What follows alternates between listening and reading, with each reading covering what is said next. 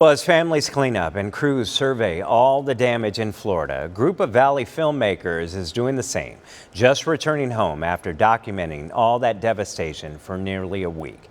ABC 15's Vinton Blandon is hearing their stories, all new at 10. A guy cutting down trees in Florida called another guy here in the Valley. He called me up and said, "Hey man, hurricane's coming. I really want to get some good coverage of this." Joseph James is a filmmaker with years of experience working in storm restoration. He met with three strangers from the Arizona film community. All took off for Florida. The only thing I said was, this is not for the faint of heart. This is not going to be cush. Please don't come if you need like 4-star treatment. The four men arrived a week ago Monday and stayed for 6 days filming people providing relief. We've seen trees fall on people's houses, flooding.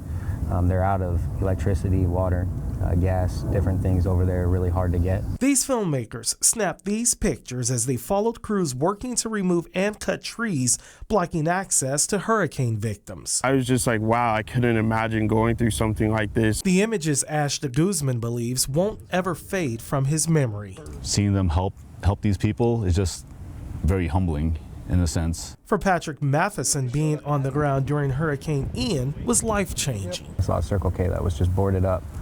Like I had never seen a Circle K boarded up before, completely destroyed. It looked like the Hulk threw a temper tantrum because cars and boats were just strewn everywhere. So much bad in need of just a little good, the filmmakers say, moved them more than any of them expected. Just that short time, it humbles you to realize how much you have in your own life. An appropriate snapshot, the filmmakers would say, to help challenge themselves creatively. This I saw was an opportunity for me to do something that's out of my element because I am a city boy. In Phoenix, Vinton Blandon, ABC 15, Arizona.